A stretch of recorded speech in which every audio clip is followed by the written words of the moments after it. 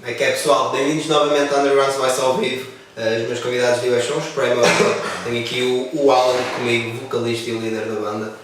Thank you so much for being here. Really nice to meet you. No problem. Welcome back to Portugal once again. Oh yeah. No problem. You guys are coming to Portugal a lot of times, fortunately. Yeah. Do you have any opinion about the Portuguese crowd? Any good memories for the Portuguese shows? Well, it's one of the first places that we came to play. It's probably a censor. One of the first places we came nearly 20 years ago. I mean, it's a bit. When we say after we made Journey's End, we weren't really like a fully fledged touring band. We were just doing kind of a few countries now and again and weekends and trying to sort of get 4 days, 5 days. So yeah, we came here for a week in 1999. So yeah. And then there was a big gap. I guess in the late 2000s when we didn't play here, and then in the last couple of years you have SWR and Veos and stuff, and you know. So yeah, it's just sometimes countries come and go in cycles. You'll get in a certain country for it seems like 2 or 3 years. Yeah. And then nothing for a few years, and then it comes around again. So right now this seems to be a pretty good time for us to be playing in Portugal, I think. Since the last show here at Vagos Metal Fest, Exile Amongst the Ruins was released in March.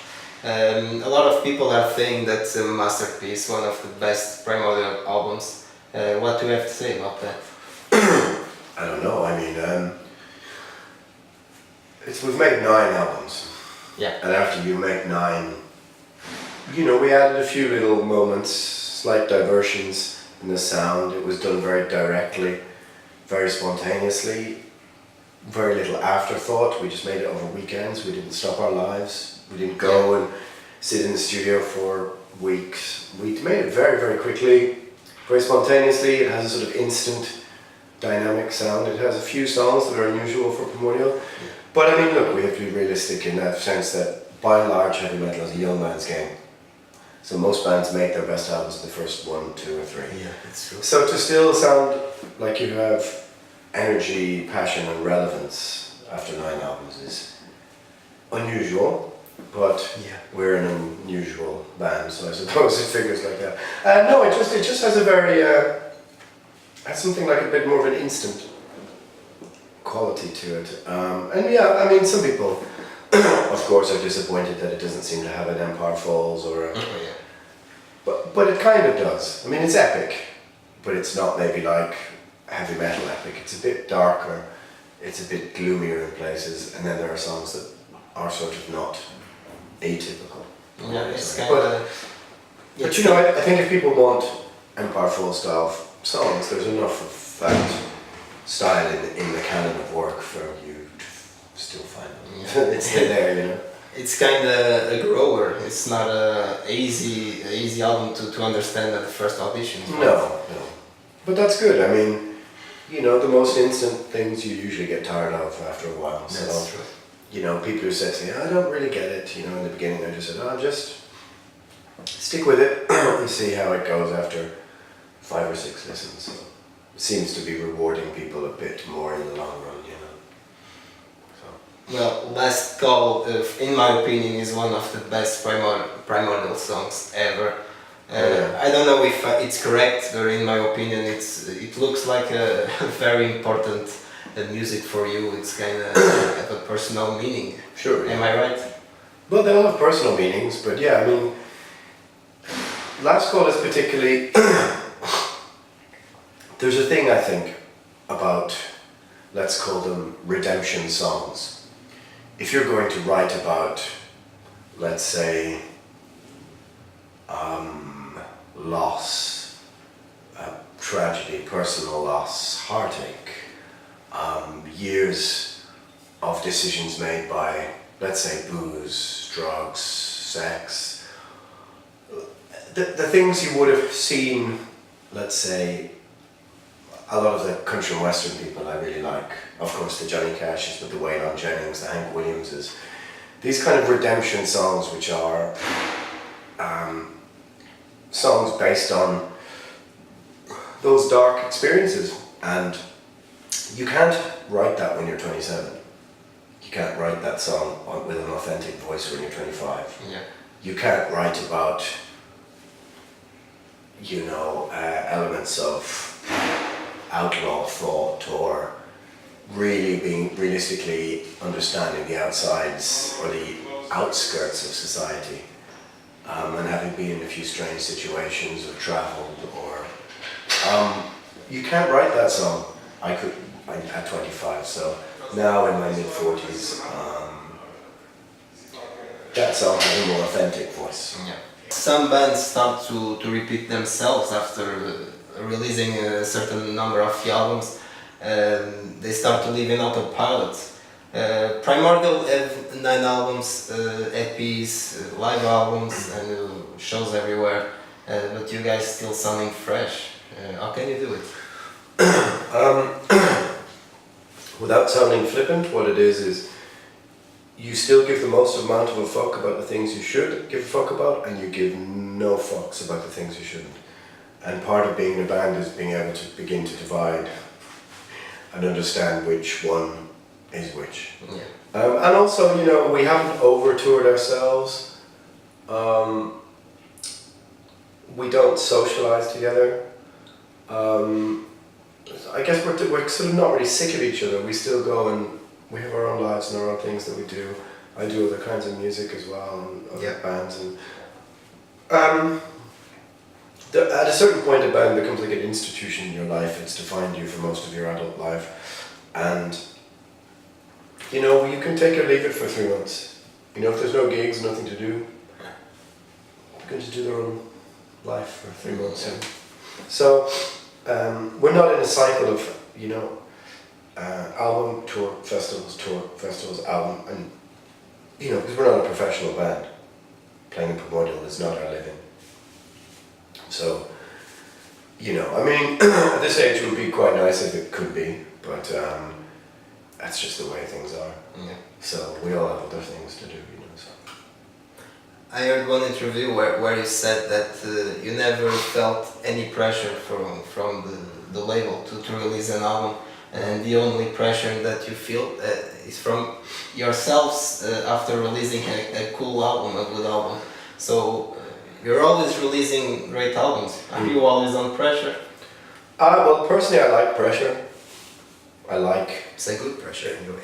Yeah, well, I like the pressure of having, you know, like you've got an hour left to fucking finish this bit of singing, finish this lyric. I like pressure. I don't like, oh, you have a deadline that's a year away. I think it just makes you waste time. Also, the thing that makes us a bit different is that, at least for me, to be able to, when you're making your album, step consciously outside the bubble of being in a band and think to yourself, do we still sound like we mean it? Do we still sound vital? And because we're also quite cynical, we're also our own biggest critics, we have a very good bullshit filter in the band. That's cool. We filter out the nonsense, and, you know, you just know, like, oh, this could work. We could use this. But there's no grand plan. There's no professional, you know, compared to some bands who have a ton of crew, a ton of gear, a cycle, you know, all these, where everything is more or less fixed, and then they have to place the songs in the structure. We aren't like that, you know. It's still a little bit haphazard. But this is maybe what gives us also our charm, so, you know, it is what it is. Yeah. Imrama was released 23 years ago, and the album is really different from what you're doing right now. And you said somewhere too that a lot of people can't recognize if you play some songs live. Do you still feel identified with all these songs? Yeah, sure. I was just a young man, that's all. You can still hear it's Primordial from then, from now. Yeah. I mean, maybe there's some places we could play a song from the first album and, you know, some people in the audience will recognise it. But at a festival, when you have only got 45 minutes, you need to a heavy hit. people always say to us, so why didn't you play such and such? And so, man, we got 9 albums, 40 minutes, that's 5 songs. We have to smash it. If we play 2 songs that are, you know, from some are pretty obscure, then it's not going to have the same impact. You know, 1 or 2, if you have 3 or 4 minute long songs, a 45-minute set is 10 or 11, you know. If your songs are 8, 9 minutes long, it's not so easy. Or more. Yeah, or more, yeah. But you know, if you want to hear weird songs and odd songs, you have to come to the club show. That's just sort of the way it is, mostly. Unless we have a long festival slot, but you know. How could you transform a Battery and Venom cover band in a successful band like Primordial? Yeah, it wasn't just Battery and Venom, it was Old Sepultura, Death, Massacre. Well, if you hear our first 7-inch, well, the first 2 songs we made are pressed on a 7-inch with the box set of the previous album. And it's really rough and raw, kind of, because they were made for a 7-inch back in the day. Well, in my head. So I finally got to make that 7-inch. You know, they're nothing spectacular, but if they would have come out in a demo in 91 or 92, I would have been quite proud of them, you know. But they're simplistic, crude, death black, bit of sort of everything, kind of metal, you know. It just happened. We just found our own sort of style somewhere in 92. We had a little bit of Irish traditional music, a bit of epic Bathory, a bit of a lot of the bands also that at the time in 91, 92, everybody wanted to sound like they were from Florida and Morrisound. Yeah. And they were very influenced by that, and we were still really into Celtic Frost and Venom and 80s stuff. So that we kind of kept hold of that stuff, you know, more than Cannibal Corpse or Obituary. Even though, you know, those bands are fine as well. Yeah. What can you tell us about the current Irish scene? I don't know, I'm sort of a bit peripheral these days. I couldn't tell you what's going on in local gigs and stuff. I mean, we have bands like Slitter and Zom and Verkelak, and you know, there's Malthusian and stuff like this, you know. There's a kind of reasonable, sort of quite ferocious black tinged sort of death metal thing going on. Yeah, I mean, look, Ireland is and then you've got the old bands more, a lot of Crocon, our peers, you know, whatever. And there's things happening. It's just a small peripheral country on the outskirts of Europe, you know. Yeah. You know what that's like. So there's stuff happening, you know. Like there's you know, there's talented people there. I like Crossfire, a thrash metal band. Okay, yeah. They're cool. Yeah, I mean the thing about it is like when you're in your mid-40s, you're not really usually going to be standing around in the pub talking to people who are 20. Or going to a gig on a Tuesday or Wednesday. You do sometimes, but you know, we all pass a little bit through the generation, so you know. And do you know something about the Portuguese metal? Are you a fan for any band from here? Well, it's you know, there's been a few bands over the years. I mean, we're quite good friends with Moonspell and stuff like this, and they're more of our generation, and of course I know Decade. You know, you seem to have some newer post-black metal kind of bands coming out from Portugal. Yeah. But you know, it's hard when you're in a country on the edge of Europe, you know, to gain a bit more exposure, you know. So I have to admit I'm not quite as involved with the underground as I used to be. Maybe 10 years ago, when I used to live in the same house as the guy from Invictus Productions, I literally knew every release. But now sometimes I go down to his, you know, his warehouse and I go to vinyl. I say, fucking hell, I didn't. There's so much stuff. Yeah. Like it's even more stuff. Even though nothing is really selling, there's so much stuff, and it's a lot just of new bands. Yeah. It's fucking insane. I can't keep up. I try, you know, try and do my best, but it's not easy. It's hard. It's like swimming upstream, yeah. Well, finally, thank you so much for being here. No problem. Huge honor to meet you. Last words for Portuguese fans. Fuck yeah, no. No, it's been cool. It's 2 club shows in Portugal weekend. Yeah, I mean, why not? Yeah. Thank you so much. No problem. Malta. Primordial Undergrounds Voice, nós voltamos em breve, fiquem bem.